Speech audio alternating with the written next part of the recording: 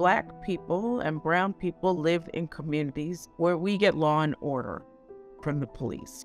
White people get protected, sir. That is exactly what happens in schools when we have police in our schools.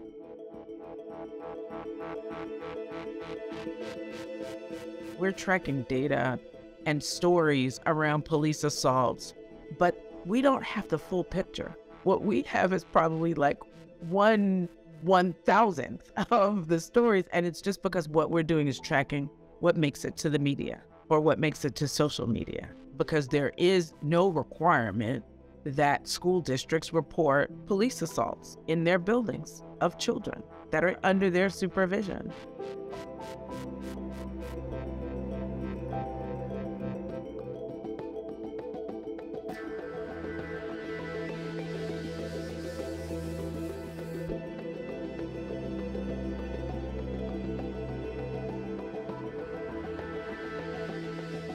It should not be surprising because that's what happens in our neighborhoods, right? If police assault somebody, police could kill someone, and they are more likely to walk away from that than have any level of accountability, right? It hasn't been until recently where we've seen some convictions of cops when they have killed someone. But every day, Black and brown people in our neighborhoods are experiencing assaults and harassment by police, and there's no accountability.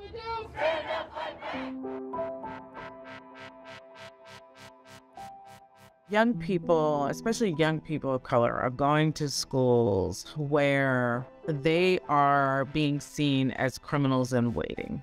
What happens in schools with regard to police mirrors what happens in communities. So Black people and brown people live in communities where we get law and order from the police. White people get protected, sir.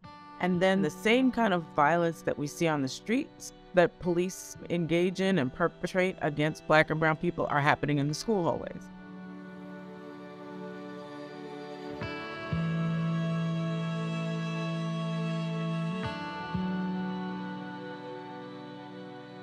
Advancement Project and our partner, the Alliance for Educational Justice, are the co-conveners of what is called the Police Free Schools National Campaign.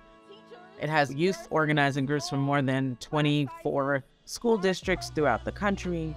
These are young people who we're listening to who are saying, we don't feel safe with police in our schools.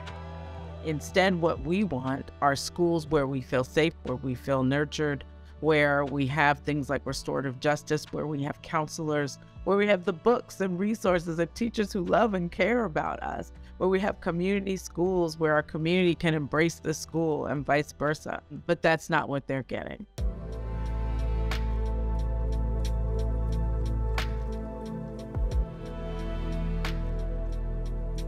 Restorative justice is kind of like an umbrella for how we build a strong, caring culture in a school building, helping young people learn to deal with conflict and deal with it in a constructive way to get through conflict. And so sometimes you see conflict resolution programs that are part of restorative justice schools, cultures. It could be that some schools use peer juries.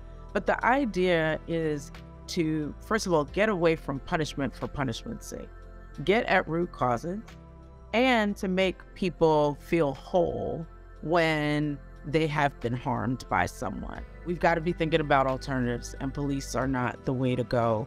Let's give young people the resources, the money, the counselors, the teachers that love up on them, and environments that embrace them for who they are.